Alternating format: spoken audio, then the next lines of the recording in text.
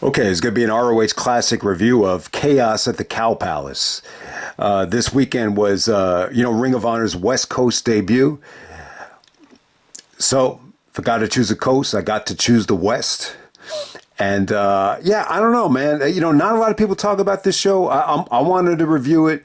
I think it had a unique feel to it. This whole weekend, the one in Vegas, they did Survival of the Fittest in Vegas, where Chris Hero won it. And then the next night they do the Cow Palace.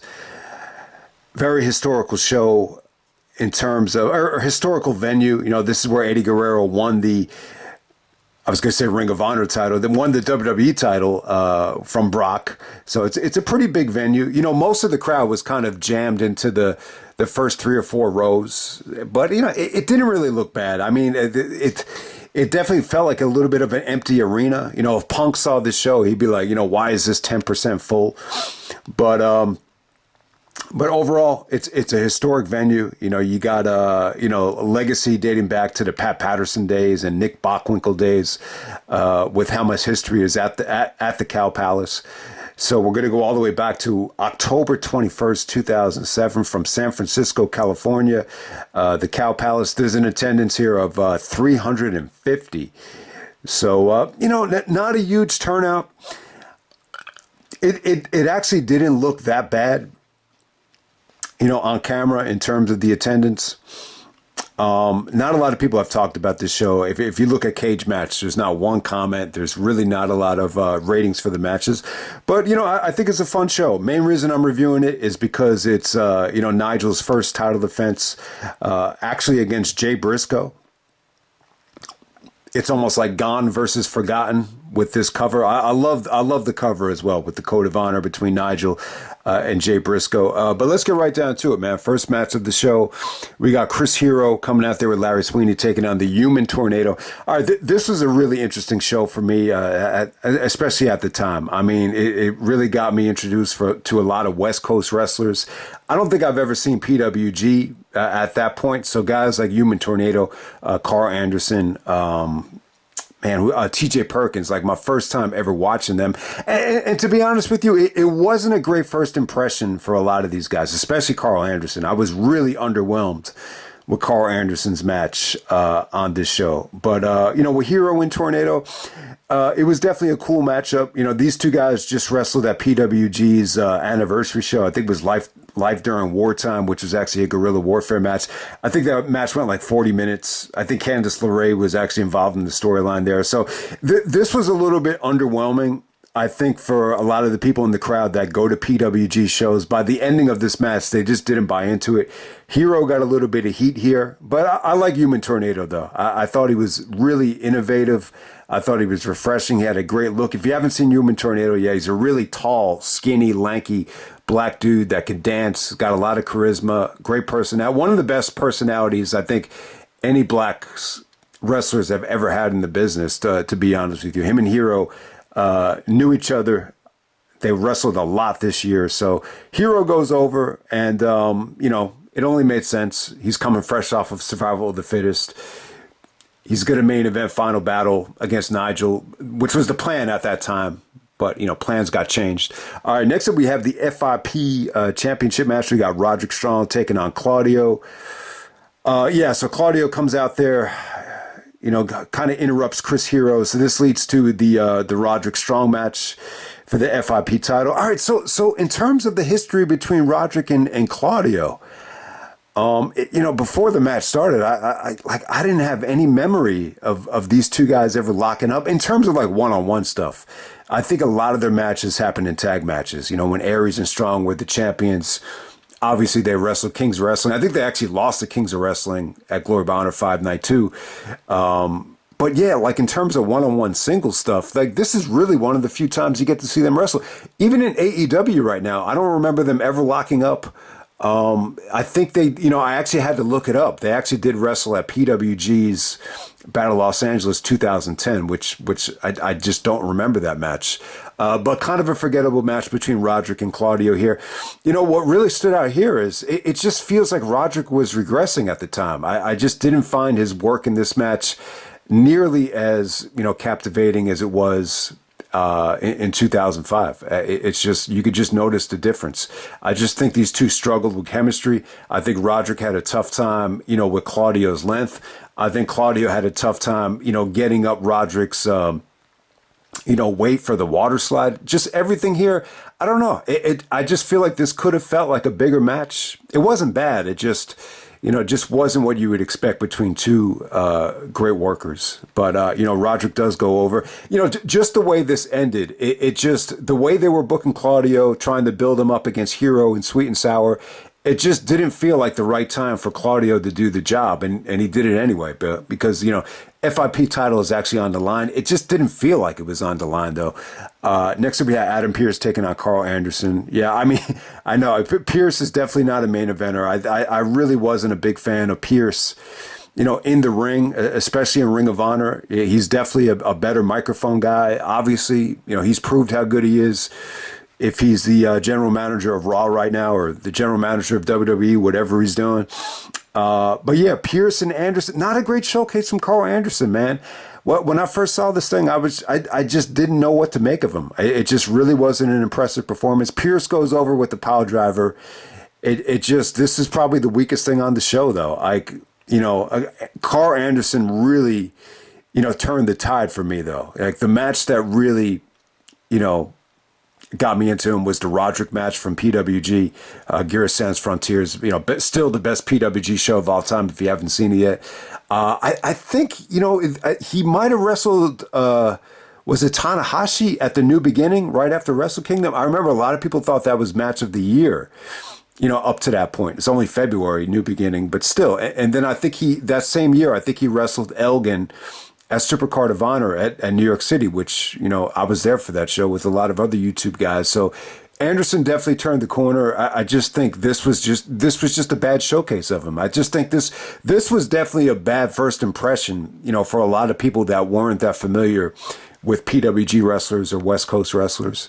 And then that kind of leads to a match between Brent, Albright, and Delirious. I don't know, man. I think one of the biggest regrets that I think Gabe might have is, spending maybe too much storyline stuff with Delirious. It just seems like Delirious was always involved in either soap opera storylines with Daisy Hayes and The Age of the Fall, and even the stuff with the Hangman 3, which wasn't bad. I like the idea of Delirious being unmasked and actually wearing the red mask for redemption, once you do get to, Final Battle Weekend. But Albright goes over Delirious. There's a lot of interference out there. I think they made the right call. Having Albright do the job to Delirious definitely would have made him look weak. But Delirious definitely had his moments here. He actually made Albright tap out with the Cobra Clutch, while the referee didn't see it.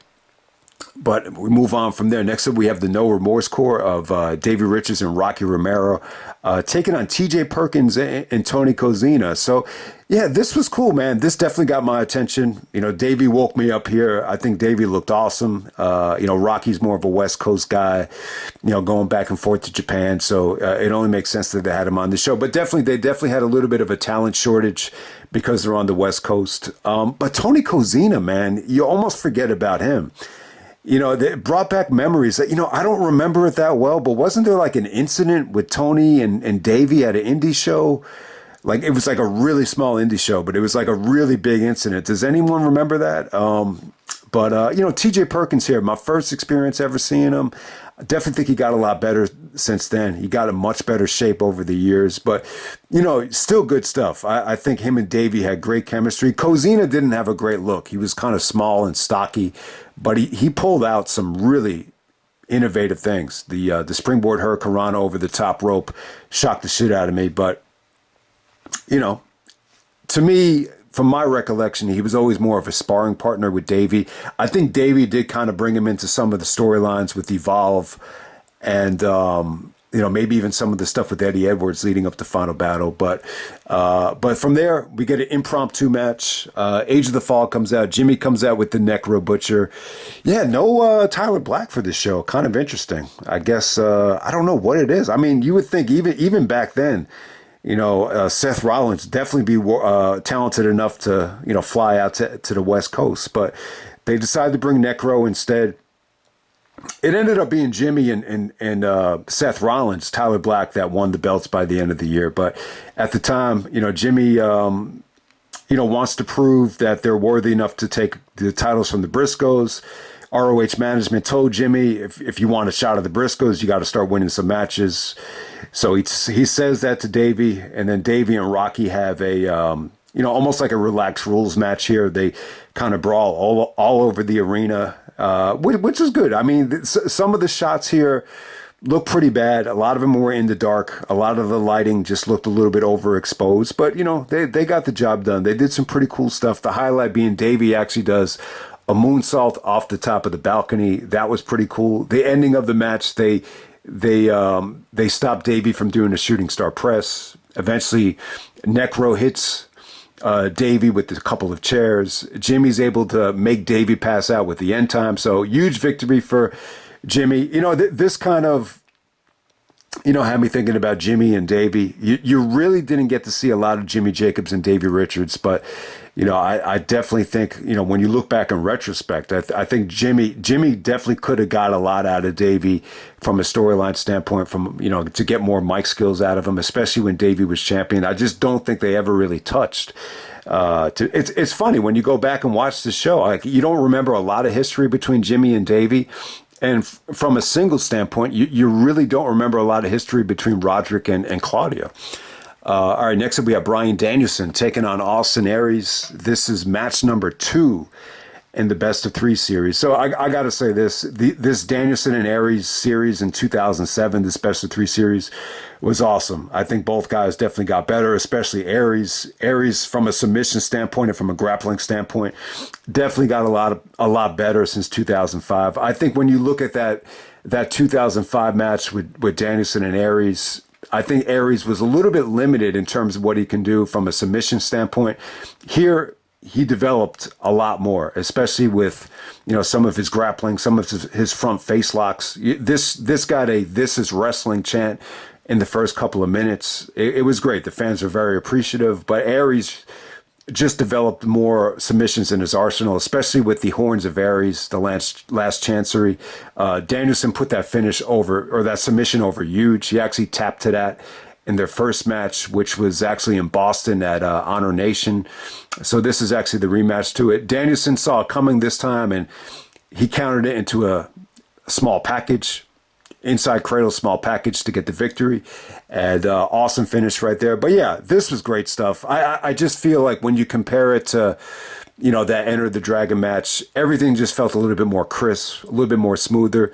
I think at first Danielson was trying to wrestle more of a methodical, more of a smart, almost like a Bob Backlund style when you go to that Enter the Dragon match. But here, it just felt like this was just a great way just to get Aries, back up to the next level. Obviously there was no plans to have Aries, become Ring of Honor champion for the second time, which I would definitely disagree with. I think Gabe had this mentality where if someone already won the belt, there's no reason to put the belt on him again. That's the one thing about Gabe that I kind of disagree with.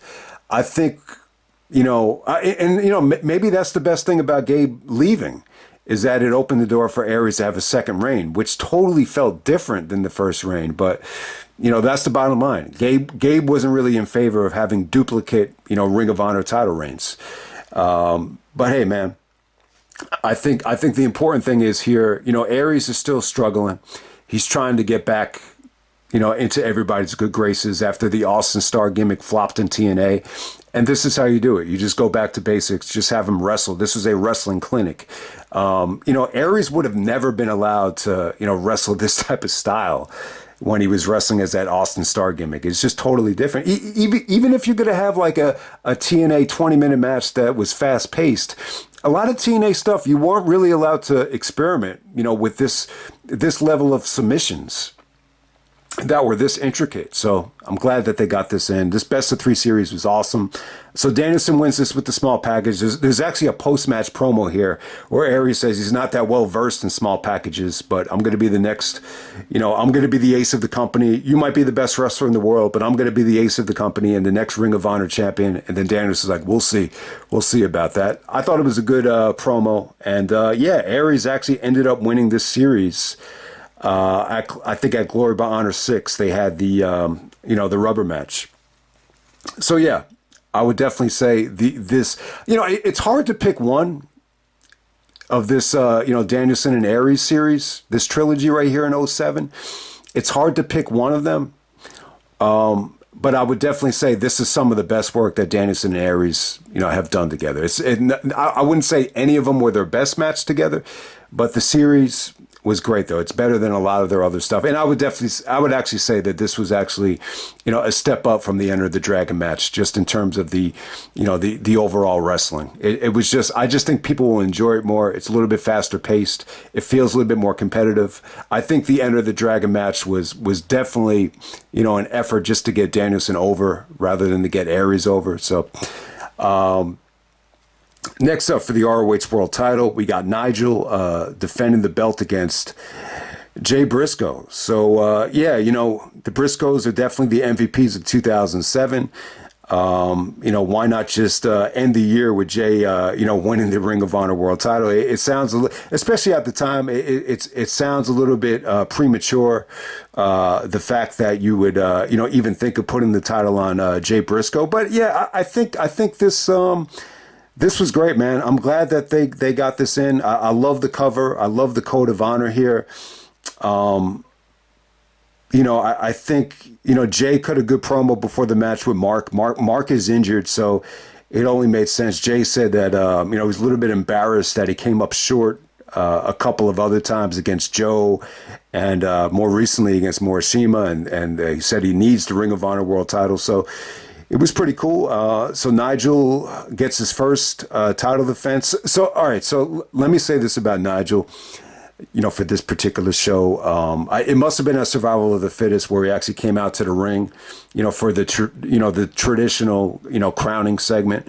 But they do have a pre-tape when the show starts of Nigel. And it just kind of felt like he was putting a lot of pressure on himself. He was basically talking about the history of the ROH title. And he basically said Joe is definitely the best champion, which I think over time it's debatable. I would actually say Bryan Danielson's the best champion, but Joe's right there with him. It's tough to decide who's the better champion. But Nigel was just saying he didn't want to mention any names, but he didn't want to become a footnote in Ring of Honor, as a Ring of Honor world champion. Obviously, guys like Xavier, James Gibson, Low-Key, at that time didn't really have long, title reigns. And, those are the guys that Nigel would attribute to being more of footnotes. So yeah, I think, what you kind of can interpret from that promo from Nigel is just, it felt like he had the weight of the world on him. It felt like he really, was determined, to, surpass or even exceed, what Joe and Danielson had done. And it's putting a lot of pressure on yourself, man. I think anybody that was going to try to top those reigns was going to run into, injury problems or roadblocks, or, their body was going to start breaking down. That would have taken its toll on anybody. And, not so much Joe, but, Danielson really struggled, for as good as Danielson's title reign was.